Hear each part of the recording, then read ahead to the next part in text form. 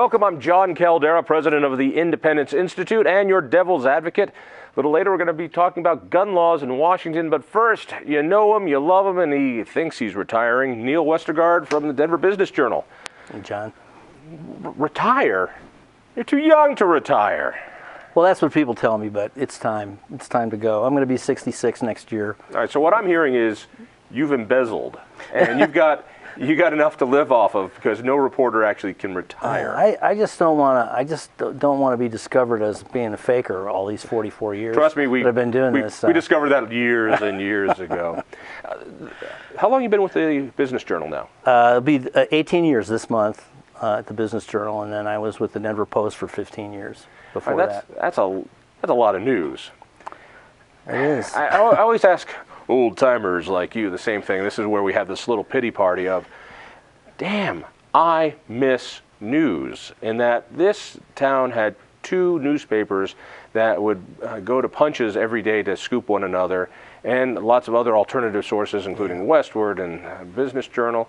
And it is sad that as Denver explodes in growth, the coverage that we have is shrinking. Yeah. Well, it's symptomatic of what's happened in cities all over the country. You know, we were unusual. We had two pretty robust daily newspapers in this town. And you're right, we competed against each other every single day. I mean, it was, I always dreaded picking up the Rocky to see what they would have in the paper each morning when I was at the Post. Now, when I went to the Business Journal, for a while we competed against both of them.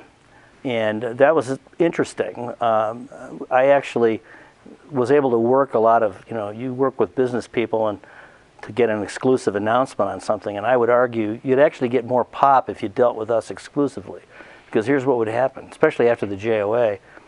We'd come out, all the television stations would chase us that day.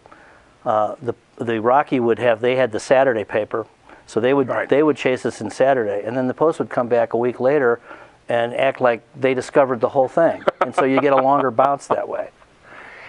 And all that's changed. I mean, from my point of view, being able to pit the newspapers against each other and say, I'll give this to you as an exclusive. And they go, we don't care. But sometimes they go, yeah, don't show the Post this, or don't give it to that. And it allowed us to get stories out. And now it's near impossible. Well, it's gone to different venues. I mean, I think there's still a lot of outlets in town, especially for business news. They're web-based. And by products. the way, the Business Journal web edition is a really robust service. I mean, you guys pump out a lot of good stuff there. Yeah, we pump. But you gotta fire Sea Lover. No. Make that when you're going out the door. Just can his ass. I plucked him from the Rocky right as it went out of business, and he stayed at the Rocky till the very end. But I was recruiting him a couple months before, and he's been a great addition to the Business Journal. Do you know how much beer that man drinks? Yes, I know. He's a beer expert. Well, that's what we call most alcoholics. No, he really is. He's got a couple of books under his belt. No, he does. He knows it all. All right, let me ask you a couple of policy questions. Yeah. You might be one of the few people that share this hatred with me.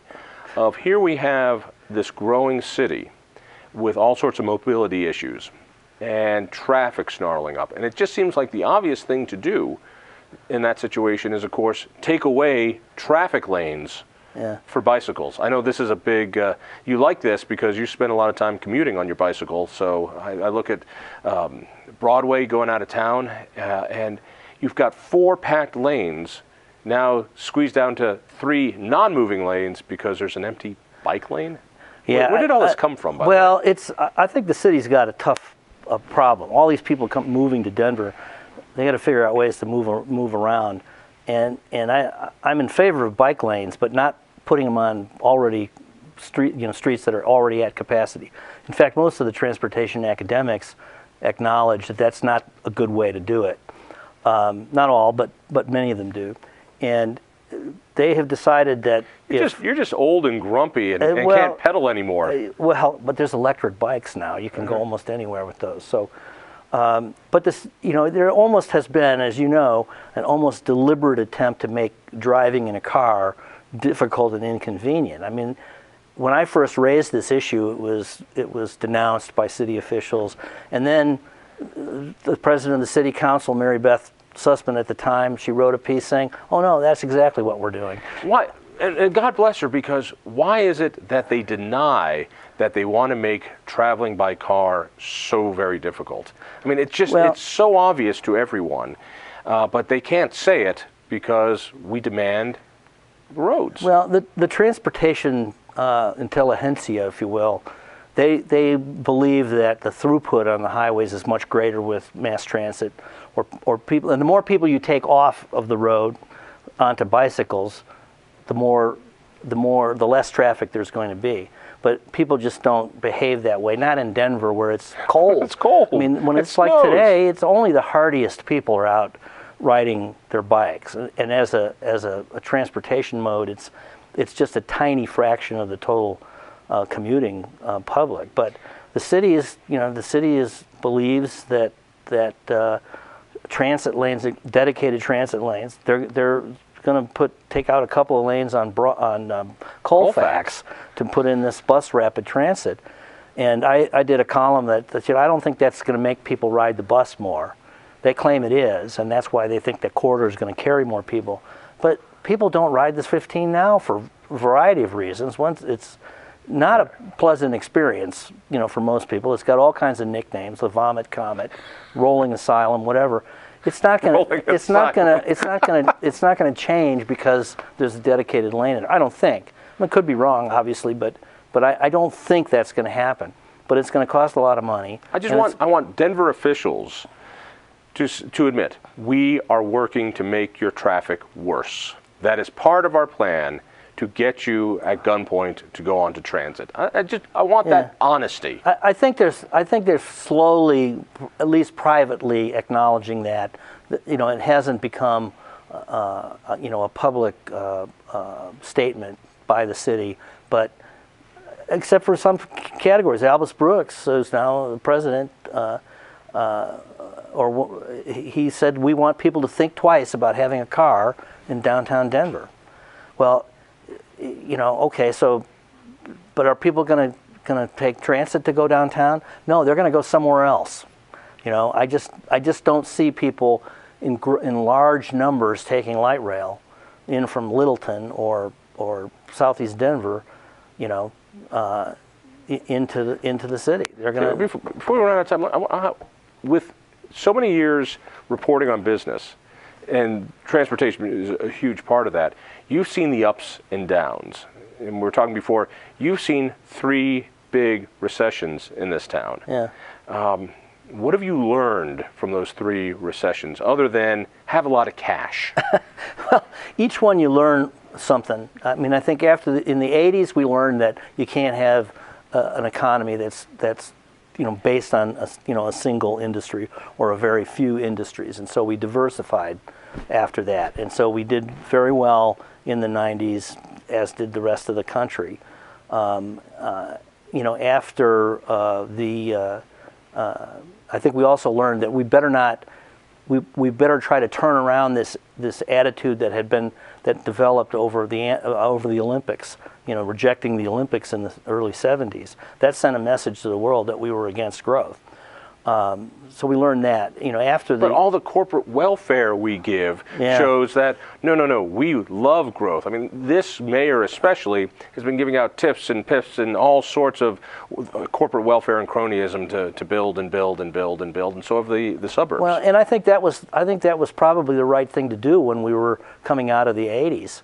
And the infrastructure investments like the airport and the ballpark and the convention center, T-Rex, things like that. But now it's going gangbusters, and so it raises the question, is now the time to really give all these incentives? There's a difference between the city building an airport or even a convention center versus the city giving money to developers to build their own toys, to build their own lofts, to build what the planners want to build. So we'll give you money, and you put the retail here, you stack and pack the people on top. There's something very different about buying public infrastructure versus cronyism for a rich guy to be able to get more. Actually, I think the cronyism in Denver is probably on a smaller scale than it is elsewhere, like Aurora.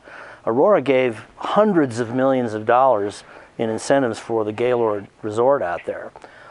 It's the largest economic development incentive that is ever happened in Colorado. I think it totals something like $800 million when you add it all together. I think when you total it up, because it's based on the amount of taxes that the rooms and the convention facilities generate, for 30 years it all gets rebated to the developer. I want that deal. I want mom and pops to be able to have that deal.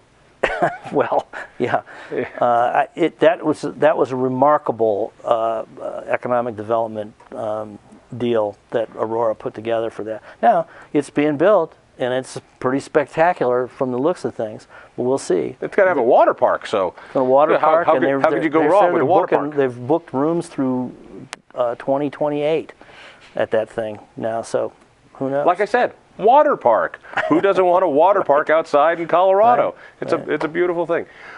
Out of all these years of business, was there a pivotal business story? I mean, was there a story or an event that changed the course of the city? I think that probably the airport comes closest to that. I think building DIA and moving it out there and setting aside all that land for development. I mean, that is the biggest economic engine in this, single economic engine that we have probably in the city. And when those decisions were made in the late 80s, we were coming out of a really bad recession. I tell people in talks that I give, when the Post and the News competed very vigorously for the biggest advertising contract of the day, which was the weekly listing of HUD Homes.